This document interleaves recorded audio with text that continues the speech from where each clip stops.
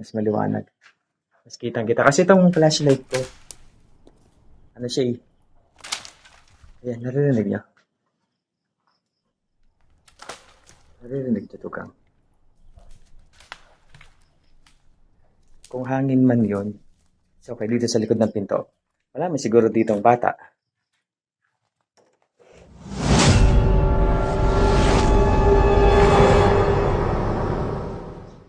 Tugong Lods.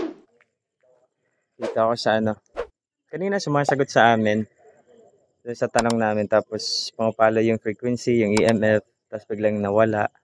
Ngayon subukan kong pasukin mag-isa tong bahay. Para makapag ano.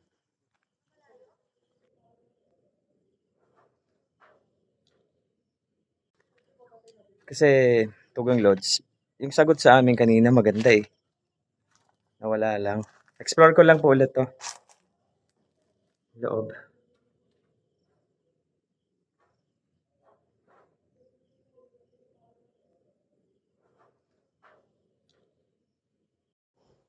Tugong Lods. Explore ko lang yung loob. Nagtanong kami dito kanina. Pero wala kami nakuhang ano. Tamang, solid na sagot. Ayan. Napakadilim. Yung slab, ang tawag dito, slab ba? Ayan. Ano na siya. Kasi ang kwento dito sa bahay na to, pinatay, murdered house daw to. So,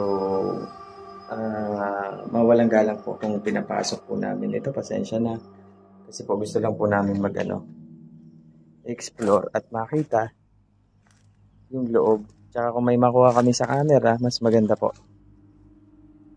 So dito.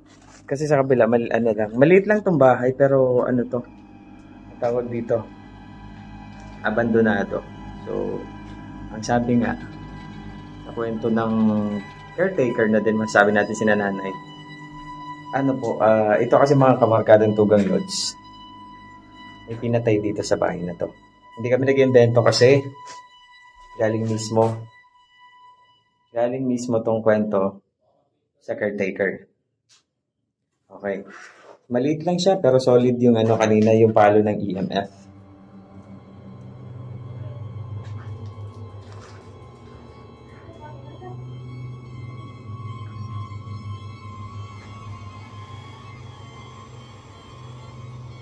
Blurred. Pwede po kayong gumawa ng ingay para lang pumakuhanan ko sa ano, kung gusto nyo po. Ingay lang na pwede yung ano. Hindi makita yung mukha ko, di ba? Kasi madilim masyado. Pag dito ko tinutok sa mukha ko to, ito lang makita, napakadilim ng paligid. So doon ko na lang sa ano. Narinig yun? Ayan, kailangan ko lang maghanap dito. Kung ano meron. Kung sa labas, meron ba tayo makukuhanan? Kung sa labas meron man, di mahagip nitong ano, camera natin. So far wala naman. Wala naman siyang ano. Kita naman yung mukha ko Tugang Lods dito, di ba? Kaganto. Kasi madilim pag ano. Madilim yung dadaan ako pagka hindi ko ito binuksan. So mangyayari, ganito lang. Yung sapatos ng bata. So ibig sabihin, itong sapatos pa to lang nakatira dito. Hindi ko alam kung, kasi sabi nila mga Tugang Lods, itong bahay na to, pamilya yung pinatay dito. So kung pamilya yung pinatay dito, malamang gamit pa to ng mga nakatira dito dati. Sapatos. Ayan, Tugang Lods. Eto, makikita nyo din sa loob. Isang parang minion na laruan to. Tugang Lods, siguro, yung bata na yun na nakita namin kanina, narinig namin sa kanya itong mga laruan na to. So, if ever man, siya yun, makikita natin. Pupuntahan natin yung madilim, nawawala yung flashlight, pero kaya pa naman.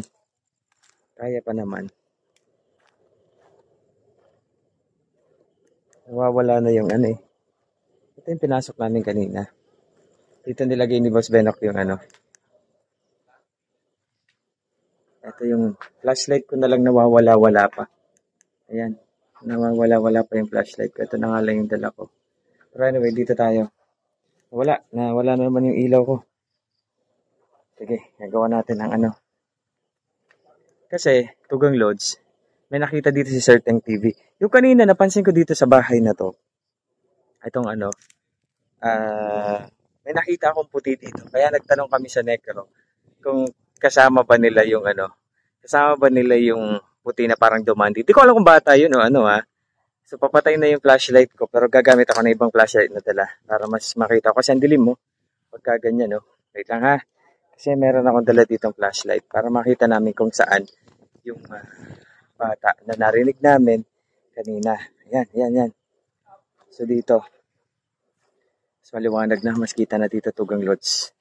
Dito na ano yung bata. Kung nandito yung bata, malamang sa kanya yung mga laruan na yun. Malamang sa kanya yung mga laruan. Ito may inodoro pa dito. Titingnan ko lang dito yung likod. Ayan, napakasuka lang Tugang Lods. Yung likod nitong bahay na abandonan natin. Dito. Ito yung bahay. Nasabi ko, sa malayo ano, parang may something. Dito din nakita yung bata. Yung na Certain.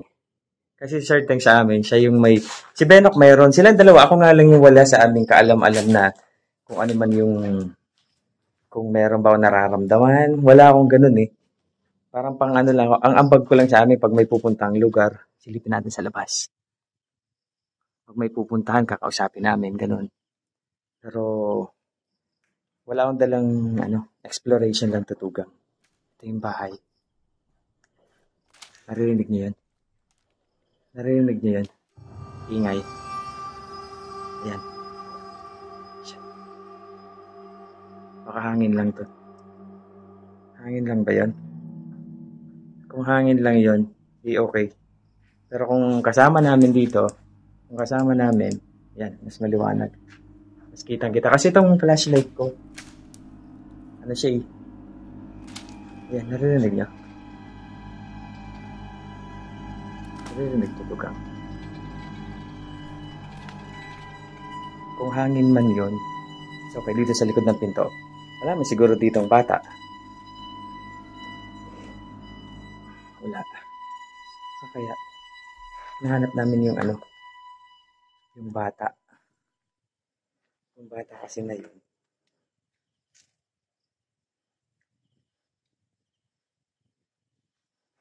Ito yung likod Tugang Lods. Makikita niyo. Ito naririnig ko dito sa may ano. Hindi ko lang kung ano meron dito sa taas. Pero may naririnig ko sa loob. Ang luwag ng kalupaan dito. Sobrang. Yung lakas ng hangin. Oh, no? Masyadong malakas. So yun lang yung aking exploration. So kung nagambala man po kayo dito, nagambala man namin kayo, pasensya na po Nag-explore lamang po kami tapos ilalagay po namin to sa YouTube channel namin para makita ng ibang mga hindi naniniwala na nag-i-exist yung mga spirit, yung mga residual na tinatawag, 'di ba? Na kung may pinatay man dito para may paparinig ko paano sila pinatay, mga ganun yung tinatawag na residual, 'di ba? So kung dun sa necro namin may sumagot kanina, so yun naman tinatawag na mga intelligent na spirit na tinatawag category, parang na-categorize kasi. So if ever man Tugang Lods, may nagulo kami, pasensya na po. Basta ang gusto lang po namin mag-explore dito. Maraming salamat po. At pabalik na ako dun sa aming team. Naririnig naman yung kanilang mga boses. Yan. Andun sila sa dulo. Ay, makakuha na sila. Yung ilaw na yun nandun. Sumunta natin Tugang Lods. Yan. Kasi nawala na yung yung ilaw ko dito. Pag tinanggal to, wala na. Pero pag may ilaw akong ganito, kitang-kita yung mukha ko dito. Diba? You know? Sakto lang yung niya. Yung ilaw natin dito. Para tako kunin siya. Yan. Tsaka alam mo, parang may taping ganito. May taping ba dun sa dulo? Natin si Derek, wala. Wala pa daw eh. Wala pa si Derek. Daw muna sila, nagpabili pa si Derek ng foods eh. Pero alam ko, Certain TV, magpa-podcast tayo dito. Oo naman. Dito natin gagawin. Pero kung hindi, yung continent Naka-black cap. Nakasalamin. Wala lang yung earring. Ah, Ay, kilala na. O, hindi tayo copyright. Agasiteng? Kaya din yung gano'n, no? Agasiteng. Ito. Edited lang to, Boss Benok. Akasya to. Yan yung puno na akasya. Oo, ang linaw ng ano. Puno ng akasya. Yung bata ba kanina, Boss Benok, pinayaran mo yan?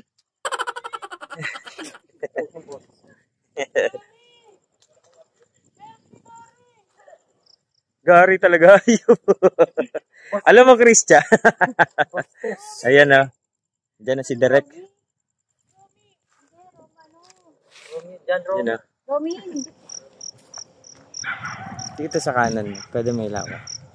Kanan ko? Oo. Tignan mo yung buwan. Ayun ko na mo yung buwan. Pa magandang pang clip yun. Wala yung buwan. Malabo. Kasi wala tayong flashlight ng pagmalakasan. S20 yan. Hindi, pero kung, hindi. Pero kung maganda yung ilaw natin. Sa S23, kita na crater yun. Oo, ganun kalinaw.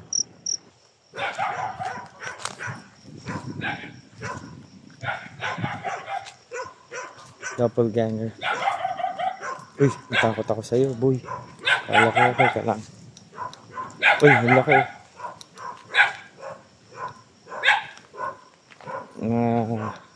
Kalabaw ni sir.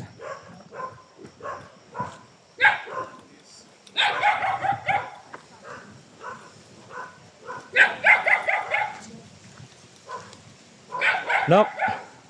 Nok! Di tayo nag-cleansing. Di tayo nag-cleansing. Cleansing tayo? Sige. Sir. Tulog na po, sir, si Ana.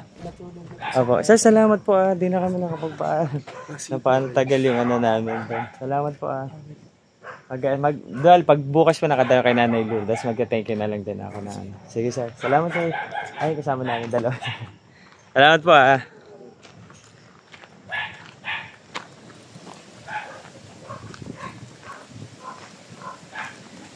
Tugang Gods. Siyempre, exit na tayo.